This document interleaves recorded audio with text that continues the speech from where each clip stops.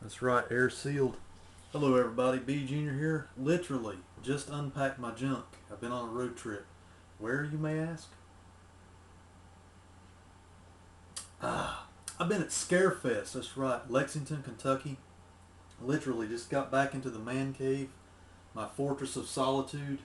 Only now do I feel fully safe from the world out there again. Basically, this is going to be the ramshackle recap video. I'm not going to do an overview or anything. I'm just going to jump right in and show you what I got. My big old haul of horror junk and autographs, all that cool stuff. And I'll tell you autograph stories along the way. Get another drink here. If I look and sound a little road weary, if the video takes a little while, I'm sorry, because I am very tired and road weary. Let's sit that down there for a second. Alright, I always like to start with the ceremonial showing of the Scarefest program guide. Check it out. Yeah, Scarefest 5. Scarefest 5 had a few cancellations, guys. Some of the headliners like Clyde Barker, Malcolm McDowell, Jean-Carl Beekler, a lot of those folks didn't show. They caught the cancellation bug this time around, but they had some last minute drop-ins that made up for a couple of the losses, I felt like, anyway. And basically, this place was packed, man. Friday was a bit better for autographs and waiting in line and stuff. Saturday, yesterday, guys, they had at least a third, easily a third more people than they did last year at last year's Scarefest that I attended. So anyway, there's the guide, guys. Always remember to pick you up a program guide. It tells you who was in attendance there. Good little layouts and advertisements, that kind of stuff. I'm not going to bore you with all that, but anyway, there's the program, Scarefest. Before I get too deep into it, 8, the chosen one. If you're watching this guy, I did get you a Scout Taylor Compton autograph. I'm going to give you a little taste there, 8. I'm going to tempt you a little bit there, guy. See, oh. It says 2-8. Oh, I'm not going to show it to you. That's right, guy. See how I do that? I jerk back on it a little bit, tease you a little bit. Sorry, 8. I'm going to stick this in the mail to you, guy, as soon as possible. I'm probably going to mail, it's Sunday now, so I'm going to stick it in the mail tomorrow, along with some other contraband, as I said I was going to send you. But rest assured, it's signed in silver Sharpie. I made sure it pops real good on the picture. It's an 8x10, Scout Taylor Compton. I'll pad it up real good, make sure it's good for shipment. So be on the lookout for it, 8. It's on its way. See, the reason why I didn't show you the whole thing is because now, see, people think there's no brains up here, guy. I'm conning you into doing an unboxing video. That's right, guy. You got to do an unboxing if you want to. You don't have to. But it'll be on its way soon there, sir. Let's see. Tidbits and stuff that I picked up from the freebie table. This is, I think, a book that Nicholas Vince, the Chatterer Cenobite from Hellraiser fame, he was promoting this, What Monsters Do. I think it's a book that he's doing. I don't know, check into it if you want to. House on at the End of the Street. It's like a newer horror movie that's out. I think these are 11 by 17 posters. I snagged 3 of these. They're a little tattered because I had to roll them up, put them in my bag. But guys, if you want to personal message me, if you want one of these, I don't know if the movie sucks or if it's any good, but picked up a few of these from the freebie table. I'm always on the lookout for poster stuff, so add those. Of course, the ceremonial Scarefest bracelet. Won't bore you with that. I Love Dexter bumper sticker. That's right. Denise Crosby was in attendance. Tasha Yar from Star Trek. She played Mrs. What's her character name on Pet Sematary? She was in Pet Sematary. She was the mom. I told you, road weary, so don't hold it to me. Don't hold me against it. Don't hold me down to the grindstone there. I Love Dexter. I think she was the first kill or first victim or in the first season of Dexter. I could be wrong. Probably am. Alright, guys, let's get into the contraband here. The good stuff, if you will. Got a metal avenue sign for Camp Crystal Lake. That way, 10 miles. That's right. What better thing to have for the man cave wall? And this is what I was talking about in my convention tips video, guys. This is a real metal sign. Looks legit, just like an avenue sign. What better thing to have hanging in the man cave, especially if you're a Friday the 13th fan? Dudes, you can't find this at any old Halloween store. You might find something like it, but I guarantee it's going to be plastic, low grade. This is real lettering, painted lettering on here. It's a metal sign, just like the real deal. green on both sides. Camp Crystal Lake, that way. Gotta get it. Had to get it. Had to get it. Let's take a little sip here. Let's don't rush it too much, guys. I'm a little tired from the road. You guys are like, hurry up, get to the autographs, man. Hurry up. Well, I'm not going to hurry, man. I'm tired. I just drove 6 hours, or 5.5 hours.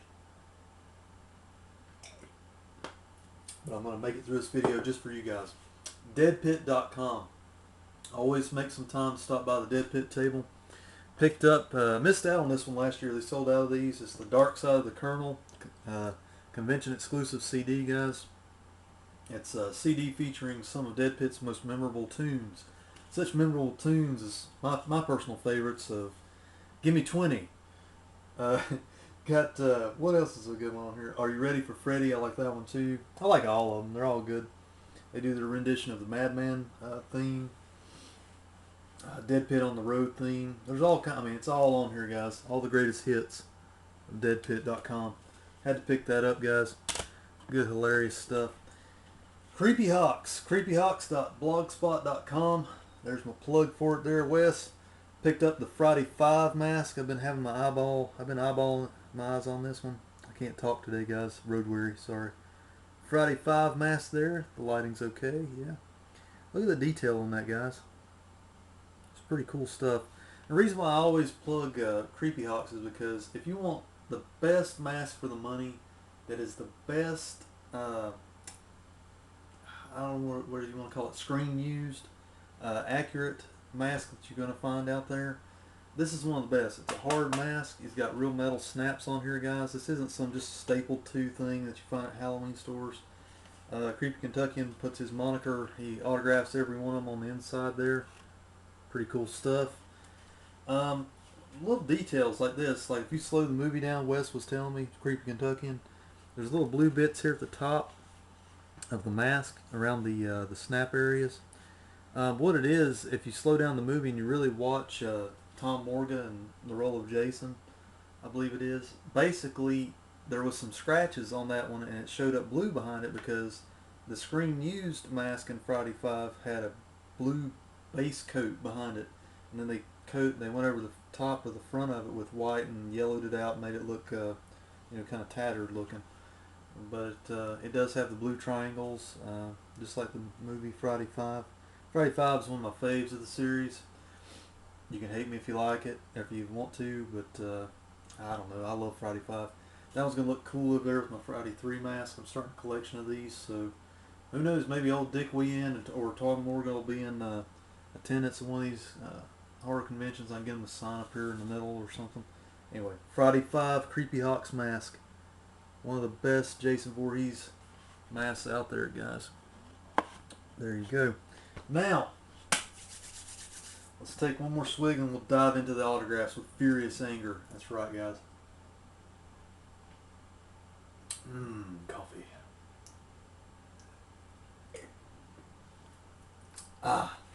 Okay, stories along the way here, guys. I took my own items.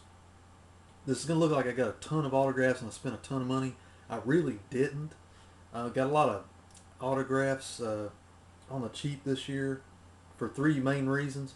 One, I got most or all my autographs on Friday evening. I got through all the lines. There wasn't hardly any lines on Friday evening. 2, I took my own autograph items this year, Blu-rays and DVDs, and I got some discounts because of that. Some people were giving $5 off or half off and wasn't charging as much for your own item. And 3, because I'm a pimp. That's right. I know how to work that stuff, man. I'm really tired, guys. Sorry, acting a fool here. Anyway, before I get too deep into the autographs, I did get an autographed Blu-ray from the Synapse table. This is a Blu-ray that I really wanted, but I never have gotten around to getting it. This lady was in Charlotte at the Mad Monster party earlier this year, but I did meet her, but I ran out of money. I was on a budget, and I couldn't get her autograph. But the stars aligned, if you will. I've got Frankenhooker on Blu-ray, and it's signed. If you'll look right there. Let's get our focus going right here, guys. We don't want to mess around. There we go. Yeah, there we go.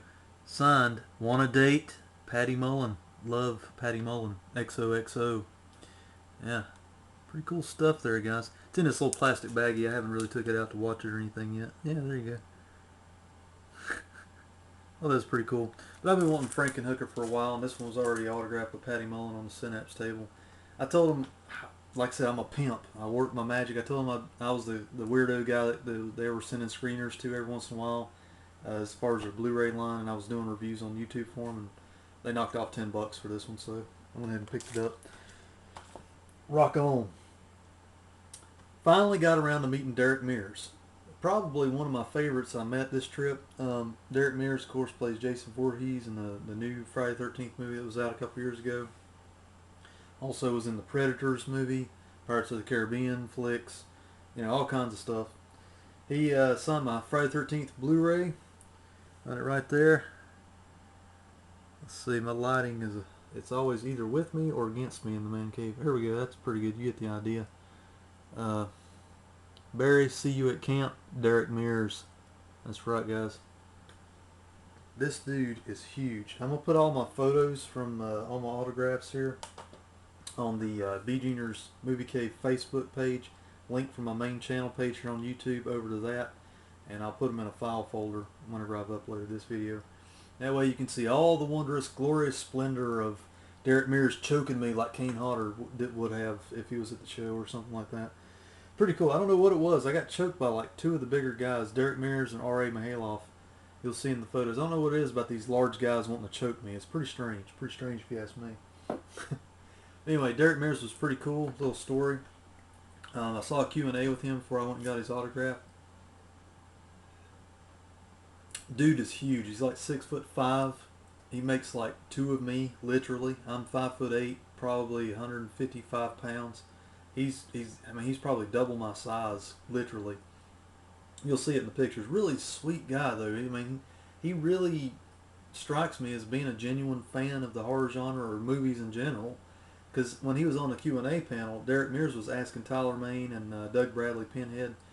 They all did a Q&A together, and he was basically asking them questions when we were the ones supposed to be asking questions. And Tyler Mane kind of made a comment, said, "Hey, this is their Q&A, not yours." He says, "Well, I'm sorry, I'm a nerd and I'm a fan. I just want to know what happened on your movie there." And they were playing off each other pretty good. It's pretty funny.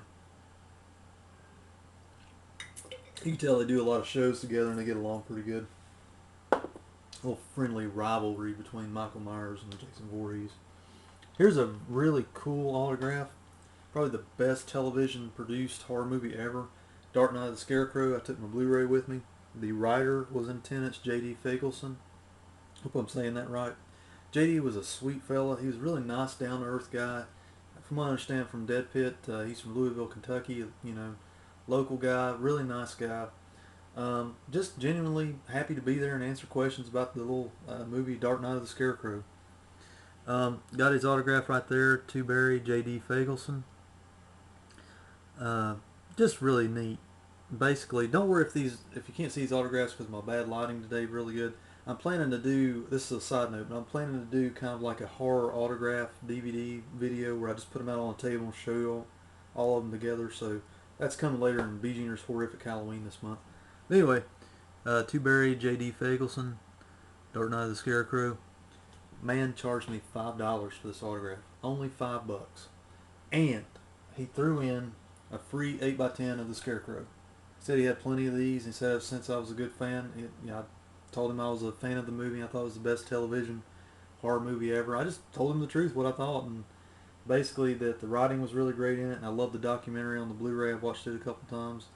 And he said he had a whole bunch of these, and he just gave me one of these. I thought maybe I'd save this for Larry Drake if he shows up at another show, or try to send it to him in the mail, get an autograph. Anyway, $5 for his autograph. Like I said, if you get him on Friday and you take your own item, you'll get some deals before any price fluctuation happens on Saturday. Which, side note, this year, no photo ops, thank God, none of that BS photo op junk. Plus, every single guest in attendance except for one, because of a medical reason, would take a photo with you, no problem, at the table. No problem. Very, very welcoming with that. Excellent overall experience with all the celebrity guests. Even the ones I didn't get autographs from, I talked to them just to have the experience. But anyway, excellent. $5, can't beat that with a stick. Guess you could, but it'd be kind of weird. Another drink here, guys. Gonna be a long video, guys. Strap yourselves in. Halloween 2 Director's Cut. That's right, the Blu-ray is signed by, up here at the top, Two Berry, Scout Taylor Compton. Right there, you get a little heart. Isn't that sweet? That's right. And right here, the man, the myth, the legend, Tyler Mane, Michael Myers. Oh, that one turned out pretty good. Yeah, there you go. You get the idea. Yeah, check that out. Made sure to get most of these guys and gals to sign and seal. Remember, take your own Sharpies. I'm always plugging that. That one turned out pretty good, I thought. I got that one. We'll just say Tyler Mane. Very tall individual. You thought Derek Mears was big. This guy's 7 foot tall. Probably not as bulky as Derek Mears. Very nice guy. I mean, Derek Mears and Tyler Mane, if they don't do more horror movies or get more business in movies in general, it'd be a shame, because these guys are nice guys. They would really fit a lot of horror roles, if not stunt roles. I hope they have really good careers, is what I'm saying, because they just strike me as genuinely nice guys. Even if they're just playing to the crowd, I never once saw Tyler Mane say he couldn't sign an autograph or take a picture. And Tyler, just being honest with you, was signing a lot of freebies, a lot of free autographs. Not necessarily on photos at his table, but he would sign a lot of programs. Always stop and pose for a picture. Never once said no to anybody. Really sweet guy. Really enjoyed meeting him. I talked to him a little bit about his WCW wrestling career and stuff like that, and enjoyed his Q&A. Not only that, but the prior video that I put up was a Q&A of Scout Taylor Compton and him doing a Q&A just for Rob Zombie's Halloween movies or any of their movies in general. That one turned out really well. It's about an hour long. If you haven't watched it yet and you're just catching this video, go check out the last video that I put up. It's the whole entire Q&A. Fellow YouTuber Ron1988 shows up and asks him a couple questions as well. But really enjoyed meeting both of those folks. I mean, Rob Zombie's Halloweens are not my favorite. I'll just say that. But I do like part 2 better than I do the remake. Mainly because I just feel like it's more in tune with what Rob Zombie does, his type of movie. So, anyway, there you go. Scout Taylor Compton, very, very sweet girl. I keep saying everybody's sweet, but they were really nice. I'll just say that. She's a really nice girl. Took her time. My photo messed up. She let me take another picture with her. Asked her about her future projects, and she elaborated on it more in her Q&A. She was talking about she's going to be on American Horror Story, I think's the name of that show, with Jessica Lange. She's also going to be on the Vampire Diaries, which will make my wife happy. She's a big Vampire Diaries fan. And she's also got a couple more film projects, so she's really busy right now. So look out for Miss Out of Compton. She's going to be coming your way, one way or another, television or movie soon. Alright, can't go there without anybody in Fright Night in attendance and not get an autograph. I already had Chris Sarandon on my mini poster. Got my DVD, Fright Night, signed by Evil Ed, Stephen Jeffries. Evil Ed, that's right. Now I know Stephen Jeffries has the infamous history of some big box videos in his history. But come on, at the end of the day, he was Evil Ed back in the day. And he was even in 976 Evil, which I really don't like. But he was Evil Ed. You have to give it up for Evil Ed. Sorry. Stephen Jeffries, Evil Ed. He was very interesting to talk to. I didn't get to talk to him too long, but what I did get to discuss with him, ask him that's always the same question. I always ask him what their latest project they're working on is. Said he's basically an attorney now, which I don't know if I've ever heard of that through the grapevine. I don't know when this happened. Last I heard he was in music or something, but he said he's basically went back to school and he became an attorney. I don't know if he's an entertainment lawyer or something of that nature right now, but says he likes to do these shows as just kind of like to get out of town and have fun, basically. So, Stephen Jeffries, really nice guy. He's in my pictures as well. There it is. I thought that autograph turned out really cool too. Pretty cool. Evil Ed, you're so cool, Brewster.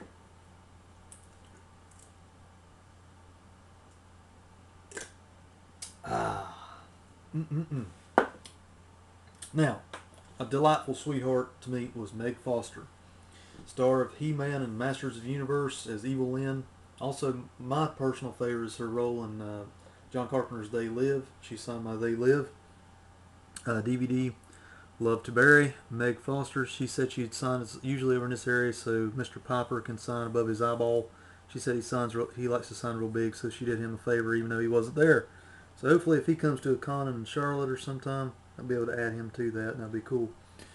Um, love her role in this movie mainly because you can never tell, or if you know the movie, at least if you've never seen the movie, you can never really tell whose side she's on, until the big reveal or whatever. But anyway, what do I say? Meg Foster seems like she was a little tired. I mean, she wasn't mean, and I don't mean that in a bad way. She was. You could tell she had literally just come in like a couple of hours right before the show started, and probably had a little jet lag going on. But she was very nice. She was probably the most talkative out of the whole bunch. Very hug friendly. She wanted to give you hugs and all that stuff, and just very nice. She kept calling me dear. She was like, yes dear, and very very personable lady. And she couldn't talk a lot about the Lords of Salem. I was trying to get her to give a lot of information about that, but a lot of them are all sworn to secrecy and they can't give a whole lot. But she said her part was relatively quick in the movie. She only spent a few days on set, so there's probably going to be a lot. That's the way Rob Zombie does. He gets a lot of all-star people and just kind of does a few days with each. So anyway, look for Lords of Salem to be coming out in the next year, hopefully early next year. So anyway, Meg Foster on They Live DVD. Let's finish this booger off, guys.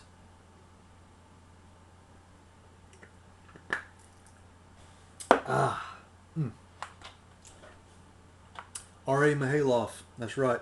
Leatherface from Texas Chainsaw 3. I hate this lighting today, it's terrible. There we go, to Barry, R.A. Mihailoff. He says he loves to sign across the saw. I said, hit it, R.A.